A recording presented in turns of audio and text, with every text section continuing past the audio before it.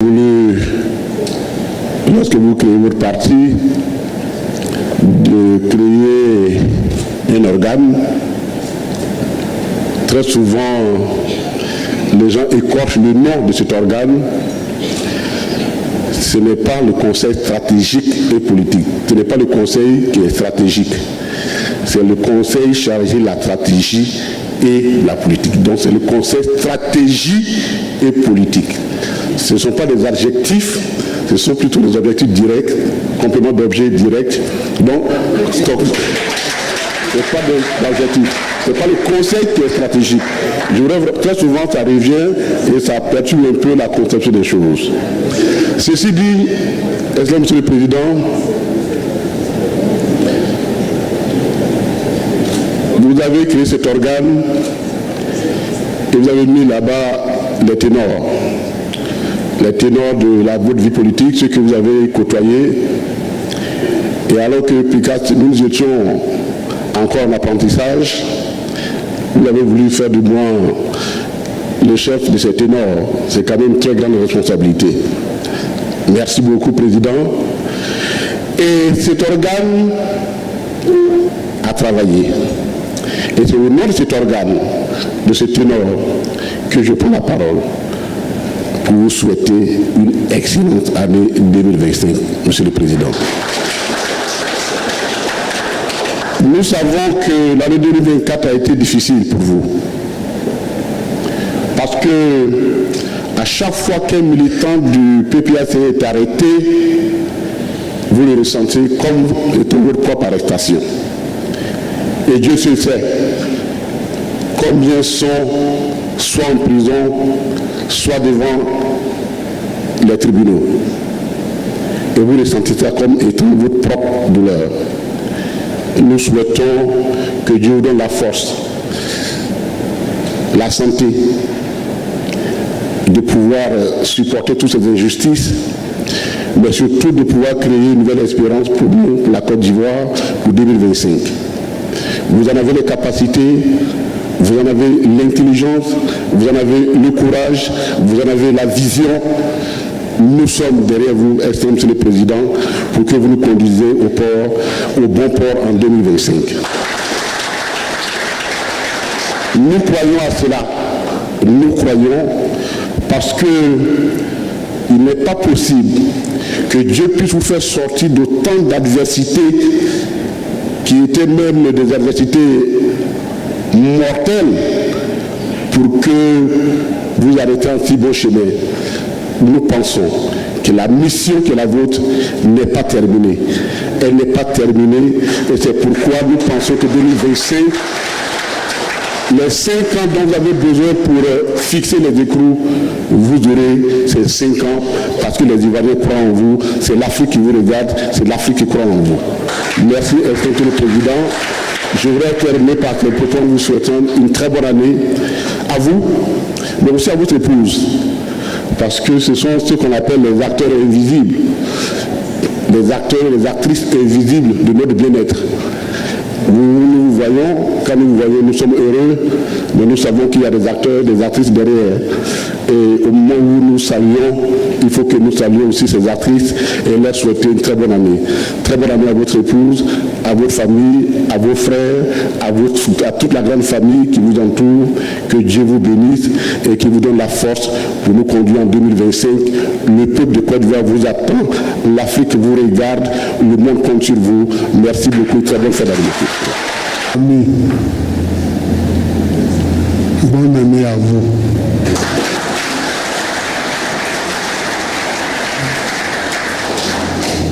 Bonne année à vous tous et que se réalisent nos vœux communs.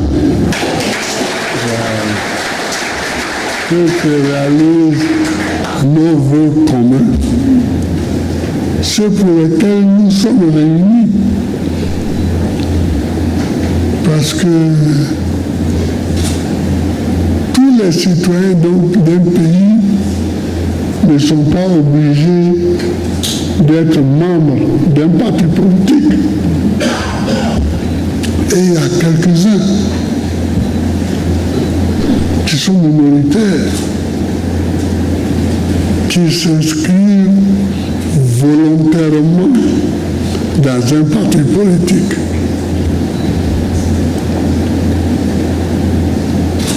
C'est pourquoi le parti unique est un viol.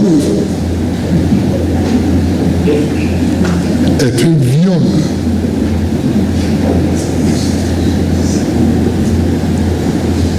Donc, quelques citoyens, comme ça, s'inscrivent dans des partis politiques.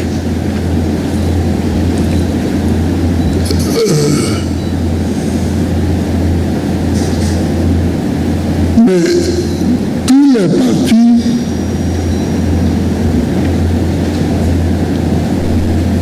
ne sont pas égaux du point de vue de la pensée. Chaque parti a la marchandise qu'il vend. Chaque parti vend sa marchandise. Et nous qui sommes ici, et les milliers de personnes qui sont avec nous, qui ne sont pas dans cette salle, parce que c'est des structures qui sont dans cette salle, nous sommes ceux qui ont choisi de défendre ce que nous défendons. Nous sommes ceux qui ont choisi de s'appeler le Parti des peuples africains, Côte d'Ivoire. Nous ne sommes pas les autres partis. Ça, c'est la première chose qu'il faut savoir. Donc, à vous, avec qui je suis, dans cette maison, appelée PPACI, je souhaite la bonne année.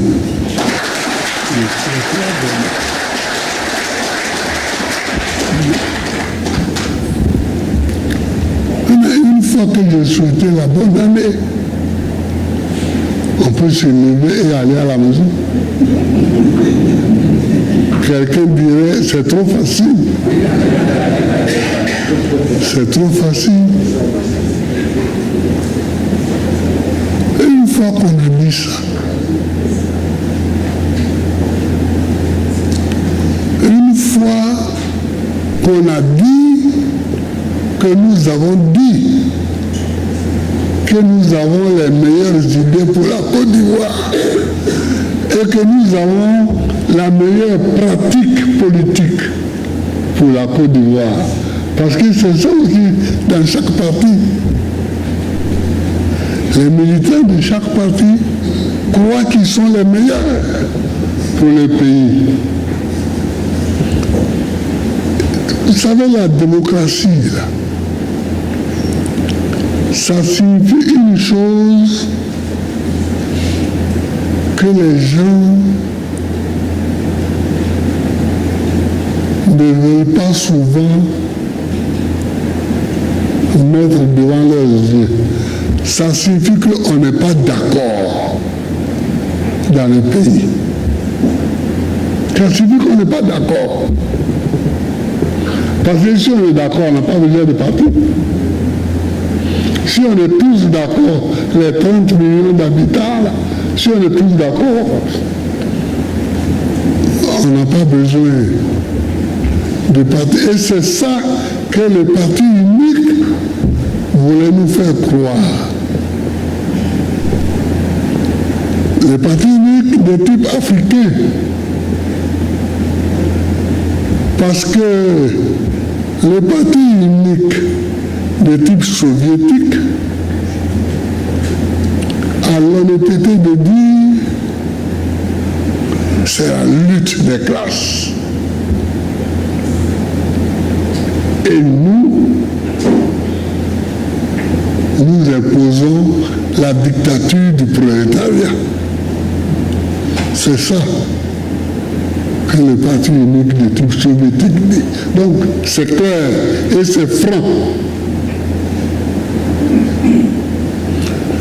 Mais quand ils sont en Afrique, on dit nous sommes tous d'accord derrière le chef. Lequel n'a jamais exprimé une idée. On dit nous sommes tous d'accord derrière lui.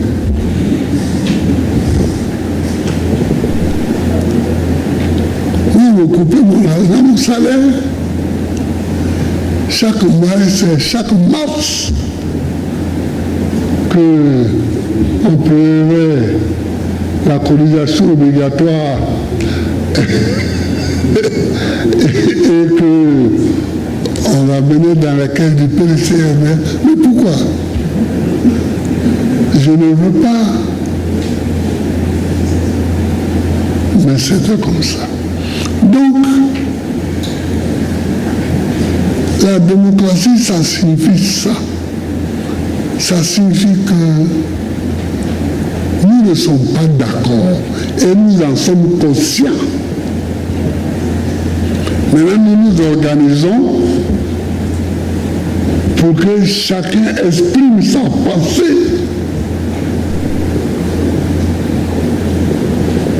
Sans mettre les autres en danger.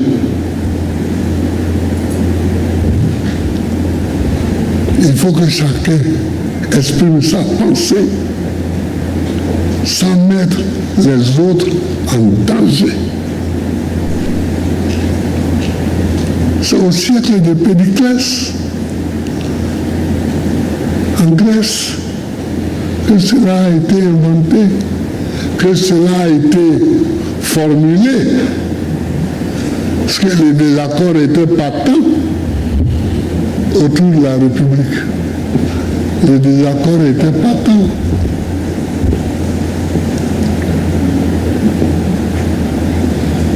Les Romains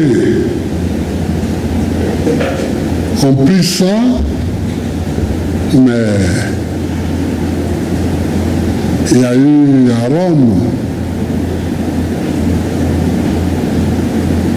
des gens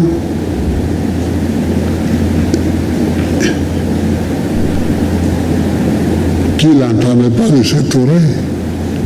César a fait égorger Cicéron tranquillement.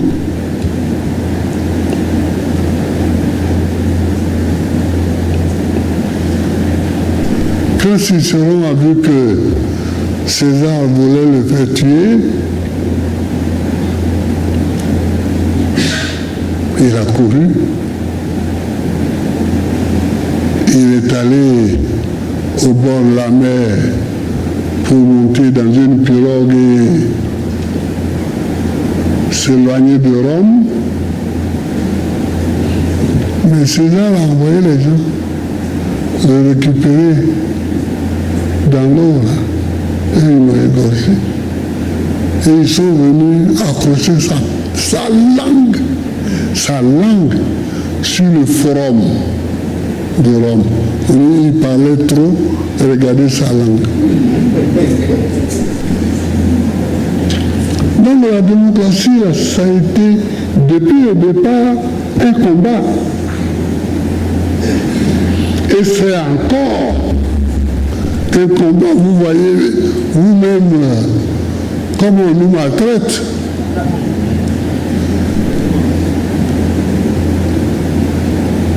Les petits Picasso, l'autre petit,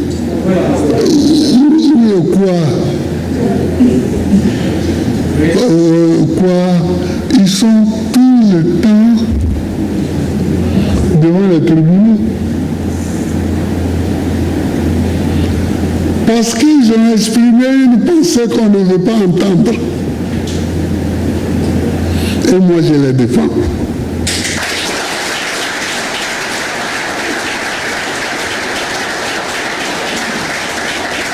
Tout homme qui exprime une pensée,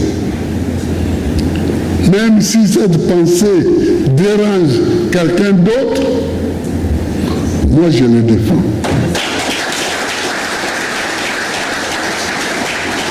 Je suis resté 10 ans président de la République. Je n'ai pas mis en prison quelqu'un à cause de la formulation d'une pensée. Jamais. Jamais. Parce que je ne suis pas là pour ça. Je suis là pour promouvoir les contraires. C'est ça. Je suis là pour promouvoir les contraires. Alors,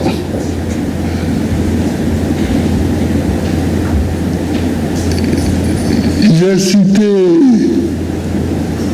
puis quand j'ai cité quoi, Justin? Mais je peux en citer d'autres. Je peux en citer d'autres. Attendez, laissez-moi parler. Voilà.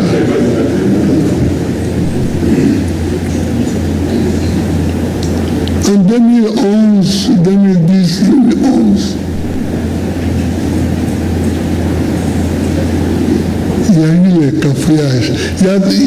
J'écoute souvent la télévision, je regarde souvent des débats. Il y en a, je ne sais pas si on vit dans le même pays. Oui, parce que ils présentent les choses d'une façon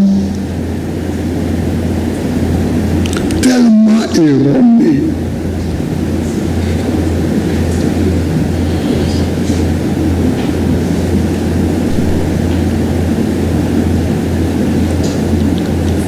Il dit, par exemple,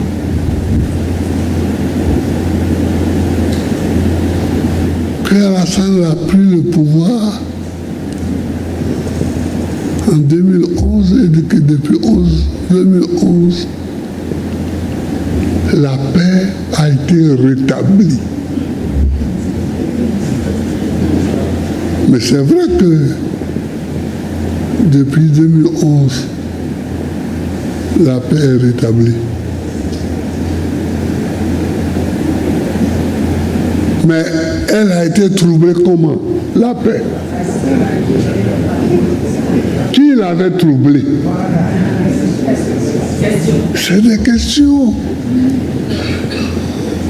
On ne peut pas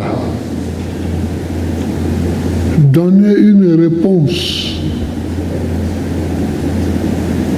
à une question qui n'a pas été posée. Oui, depuis qu'il est là, la paix est rétablie. Mais la paix est rétablie. Pourquoi la paix est rétablie?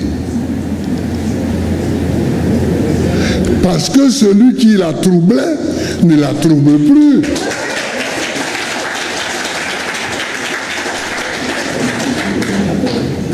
C'est ça.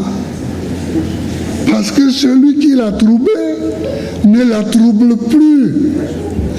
Et cette simple phrase qu'il faut ajouter, il ne l'ajoute pas.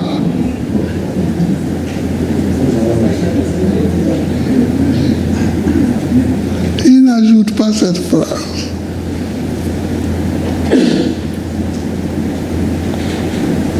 Ils ont arrêté donc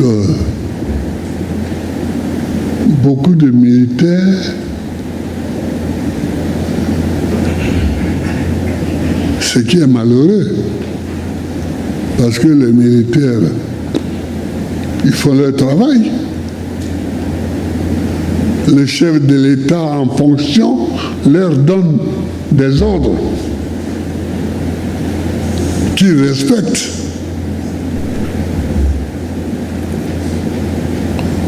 Aujourd'hui, Dieu merci, beaucoup d'officiers qui étaient en prison sont sortis. Beaucoup de sous-officiers sont sortis de prison. Dieu merci. Mais il en reste deux. Il reste Seka Yapo Anselme. Beaucoup de gens se trompent souvent en disant Seka Seka. Non, Seka Seka, c'est le nom d'une danse. C'est le nom d'un morceau de musique. Ce monsieur à qui vous pensez s'appelle Seka Yapo Anselme. Il est d'Arzopé. Et il est commandant.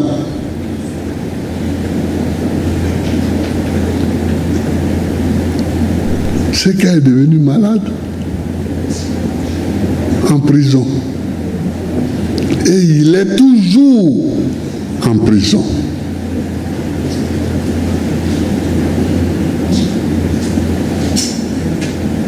Demandons, prions pour qu'on le guérisse, qu'on le soigne, qu'on le sorte de prison et qu'on le donne à sa famille. C'est ça. Le monsieur est là-bas. Ses enfants s'en vont. Et quelquefois, ils ont même de la peine à le voir. Mais il est malade.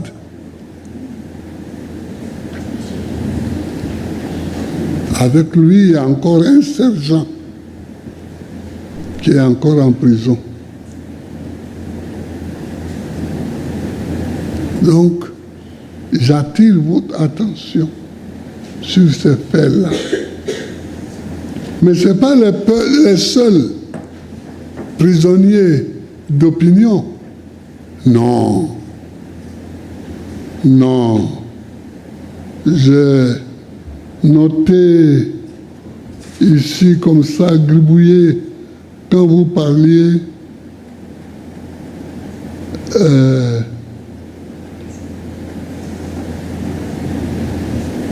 le Mauritanien, enfin, Seif Biko le Mauritanien, qu'est-ce qu'il fait en prison? Seif Biko le Mauritanien, c'est devenu son nom, hein, le Mauritanien. Mais qu'est-ce qu'il fait en prison? Et puis, moi, j'ai été étonné, pour moi qui ai été chef d'État, d'envoyer un grumman,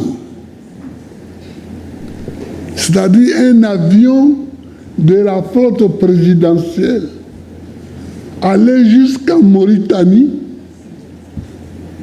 pour chercher un cyberactiviste et le ramener à la Maca ici, Abidjan, Nouakchott, Abidjan. Mais c'est honteux. C'est honteux. Mais s'il est là-bas, qu'il pianote sur ces trucs pour critiquer, mais vous le laissez insulter, vous le laissez critiquer, qu'est-ce que ça fait? Ça ne change rien à la vie de la Côte d'Ivoire. Rien. Ça ne change absolument rien à la vie de la Côte d'Ivoire que Seif Biko soit en Mauritanie et qui critique la politique de son pays. Mais on a envoyé un avion avec du kérosène aller d'Abidjan à Nouakchott et de Nouakchott à Abidjan. Sebiko aussi doit sortir de prison. Si c'est pour le mettre en prison qu'on a été le chercher, c'est pour rien qu'on a été le chercher. Parce que ça ne mérite pas.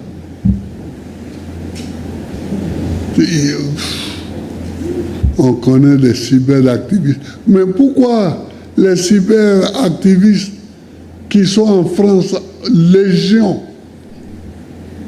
on ne va pas les chercher aussi? Pourquoi on ne va pas les chercher?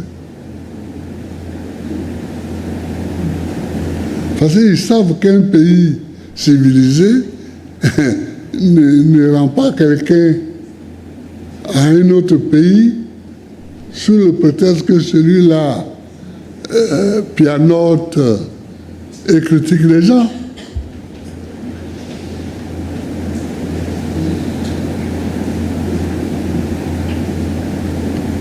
Je vous dis tout ça pour vous que vous compreniez que notre lutte pour la démocratie, là, on n'est pas encore arrivé au milieu du combat. On est encore loin. On est encore loin. Regardez Gala Kolebi. Gala Kolebi. Un enfant. Moi, un jour, j'étais à Mama. Et puis, je vois, je sors de ma chambre, on me dit que la dame, là, la société civile, là, puis le shérif Balé est venu me voir. Donc, je sors, je vais dans le salon où elle était assise, je la trouve assise avec un petit qui était même timoré, comme ça. On finit de bavarder, ils sortent, ils s'en vont, et c'est là qu'on me dit que le petit là s'appelle Gala Kolebi. J'ai dit, bon. Puis quelques temps après ici, on dit des gens encagoulés sont rentrés chez Gala Kolebi, ont mis le revolver sous la tempe de sa femme et puis sont partis avec lui. Mais ce n'est pas de bonne manière. Ce n'est pas de bonne manière. On ne fait pas ça. Un petit gars,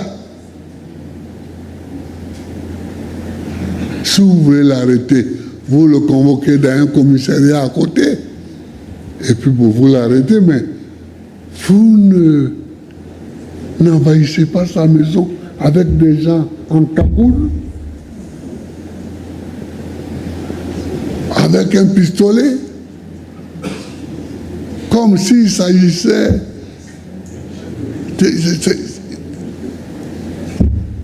comme s'il s'agissait d'aller chez des vendeurs de drogue. Donc, Gala Kolebi aussi, il faut qu'on les laisse. Il faut qu'on les libère. Il faut qu'on les libère.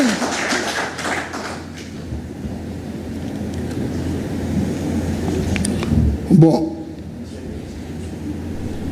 Le plus honteux, c'est même pas ça. C'est des gens qui manifestent contre la cherté de la vie. Enfin,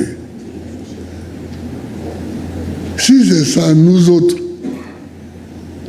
on devrait être allés en prison 250 fois au moins. Mais la vie est chère.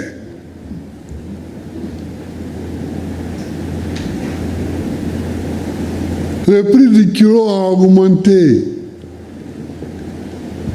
Le prix du kilo du riz a augmenté. Le prix de la viande a augmenté. Le prix du piment a augmenté. Le prix de l'oignon a augmenté. La vie est chère. Est-ce que dire ça,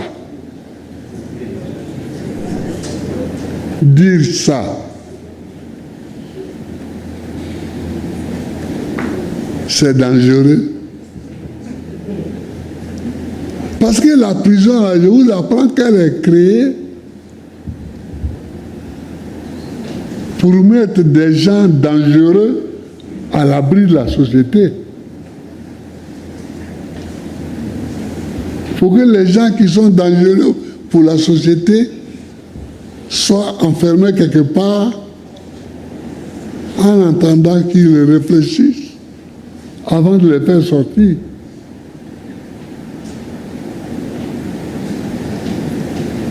Mais des gens qui manifestent contre la cherté de la vie, ce ne sont pas des gens dangereux.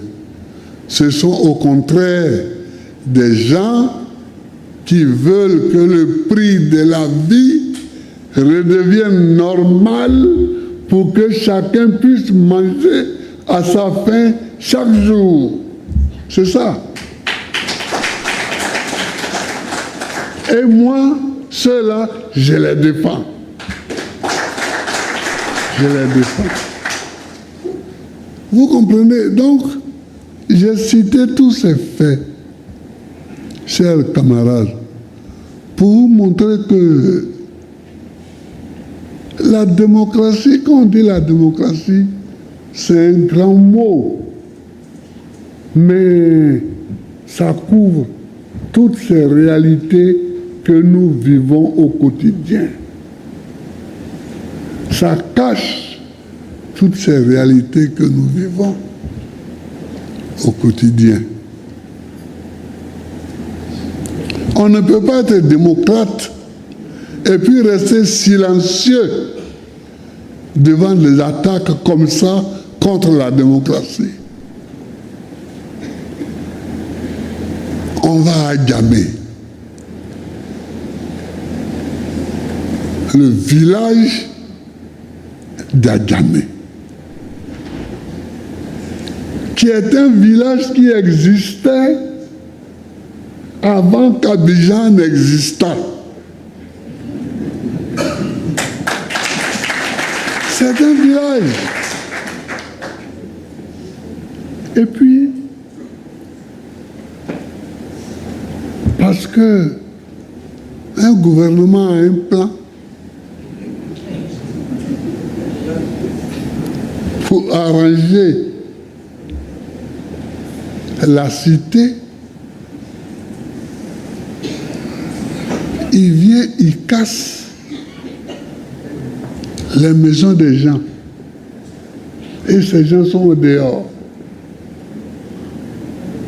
Mais moi, j'ai cru, quand j'étais encore à Bruxelles, que c'était un coup.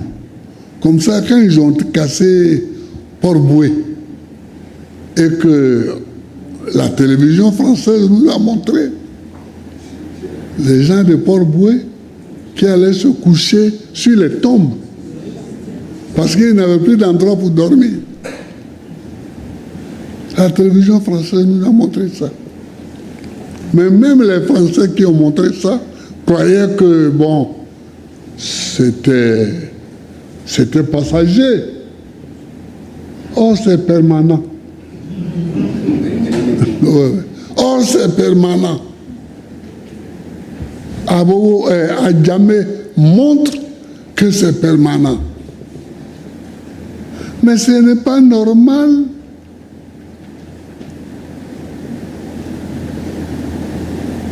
que la destruction des biens soit une politique permanente.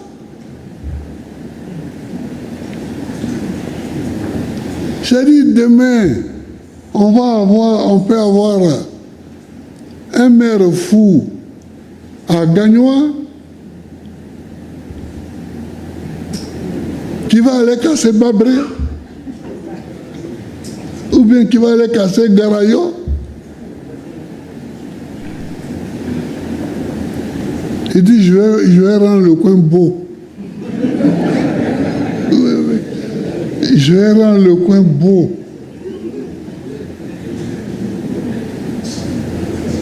Ou bien je vais faire une autoroute là. Il va aller casser Afrique debout. Il va aller casser. Mais on est où là? On est où là? Je ne peux pas donner ma caution à une telle politique. Je ne peux pas.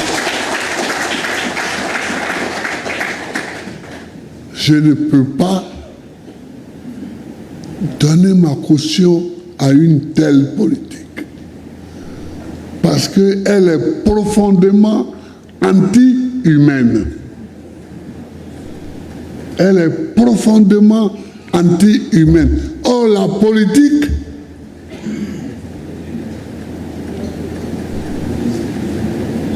est faite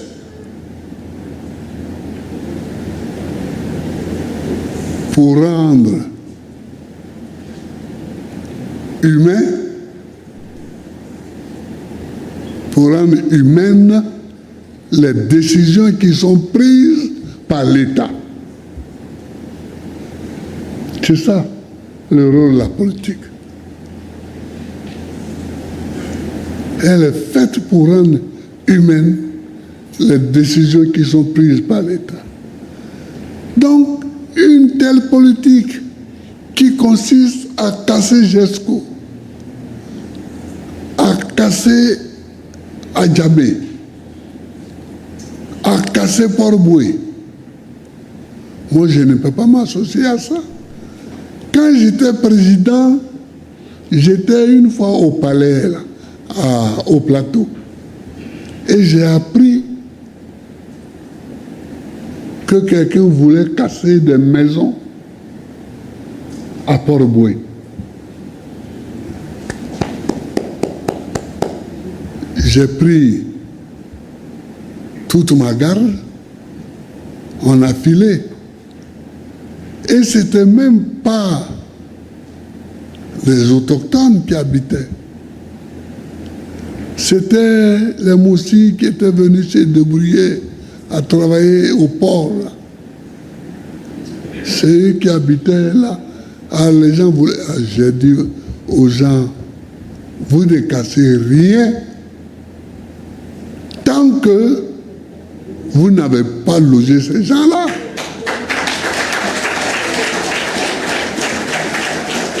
Ah oui.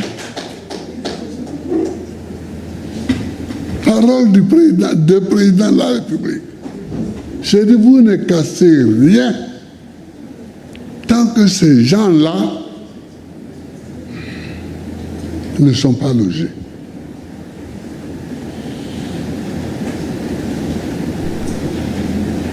Et ils ont respecté ça. Vous voyez, c'est ça qu'on appelle faire la politique. On peut arriver au même résultat, mais sans faire de casse. Une fois que des solutions ont été trouvées pour loger les concernés, alors vous pouvez faire ce pourquoi vous êtes d'accord, vous et eux. Maintenant, vous venez un matin, vous cassez. Vous cassez. Et les gens pleurent. Et plus ils pleurent, plus vous cassez. Plus ils pleurent, plus vous cassez. C'est quoi ça?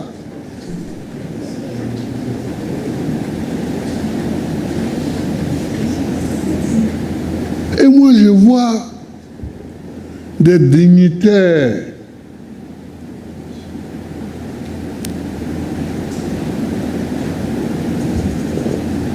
de ce parti-là au pouvoir qui plastronne. Il plastronne. Plus les gens pleurent, plus ils estiment qu'ils sont grands.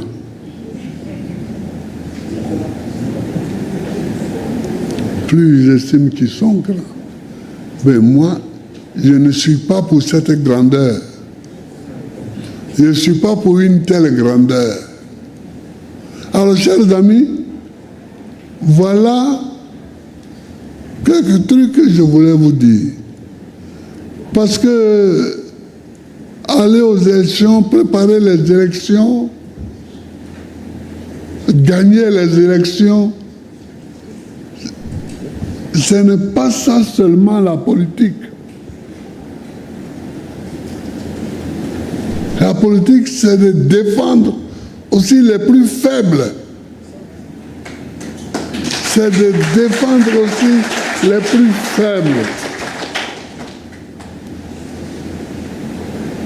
Moi, mes amis ici, le Clou Vincent et moi, bon, Laurent Autrou, c'est notre grand frère, mais nous, on a grandi quasiment ensemble là, on a été à l'école. Nous sommes parmi les familles faibles. Parce que parmi les familles pauvres,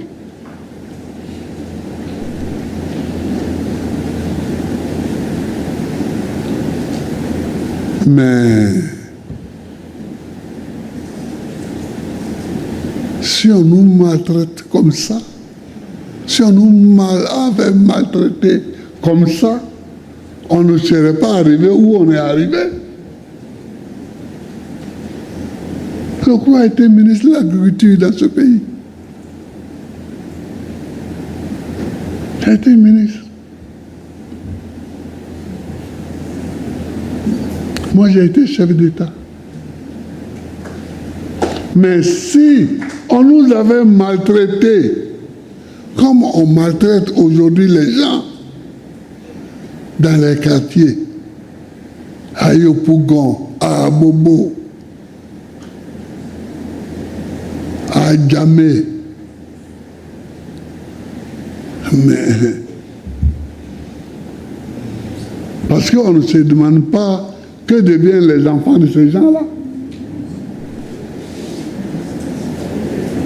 Surtout à Jesco, quand je suis descendu, ou à la Jesco où je suis descendu. Là. Une école, en pleine année scolaire, vous cassez. Mais enfin, quels sont ces travaux qui ne peuvent pas attendre les vacances? Quels sont ces travaux-là qui sont tellement urgents qui ne peuvent pas attendre les vacances?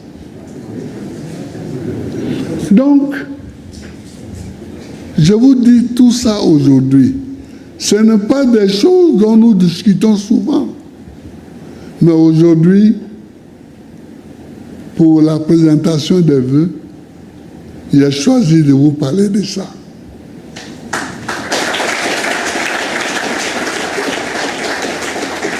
Pour que nous comprenions tous que la démocratie, c'est au quotidien. La bataille pour la démocratie, c'est au quotidien. Et c'est dans des choses qui semblent être loin de la politique, mais qui sont la politique. Ça semble être loin, mais ce n'est pas loin. C'est ça, la politique. C'est ça, la politique. Occupez-vous des petites gens. Occupez-vous des petites gens. Regardez-les vivre. Protégez-les. Si vous pouvez lever la voix et que ça peut sauver la vie, à un des petits, vous aurez fait beaucoup pour la démocratie.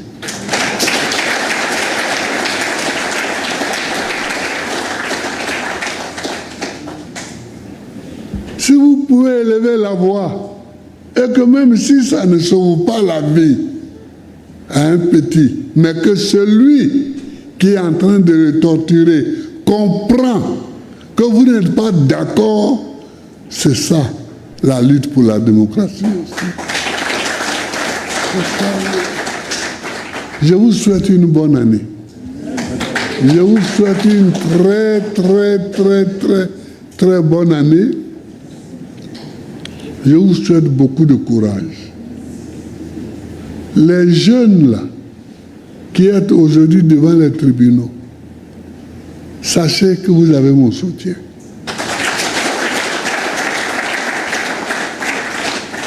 Sachez que vous avez mon soutien. Mais dans des pays sous-développés, que vaut le soutien de quelqu'un qui n'est pas au pouvoir?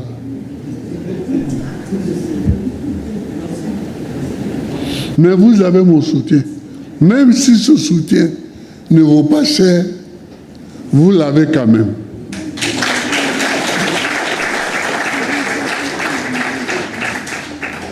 Même si ce soutien ne vaut pas cher. Ne dites pas ça, président. Hein? Le monde entier entend.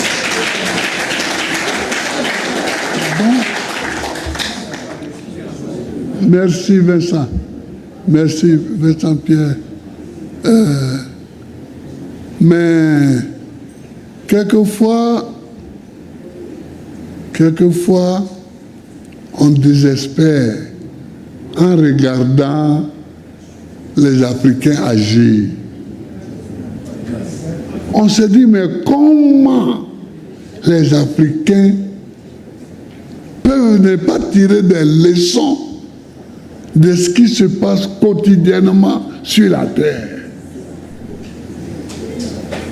Comment? Les Africains ne tirent pas des leçons. Il y a plein de pays où on a cassé les maisons, mais on a vu comment ça s'est terminé. On a vu comment ça s'est terminé. En Thaïlande, au Pakistan, en Inde.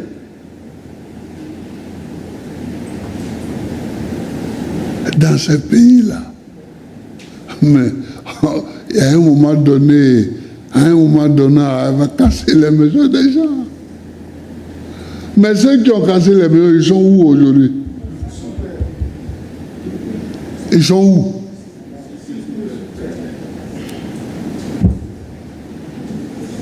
Il y en a qui ont fui pour quitter le pouvoir.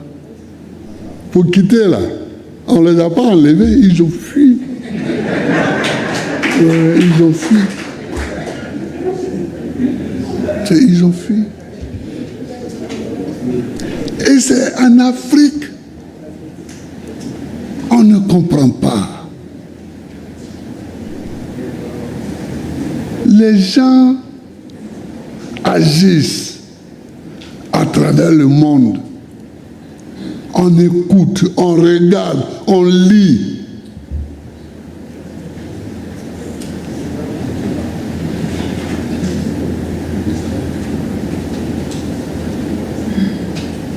Bon. Ayons courage et continuons le combat. Ayons courage et continuons le combat. Continuons la lutte pour la protection des faibles. Continuons le combat pour la protection des faibles. Continuons le combat pour la démocratie. Je vous remercie.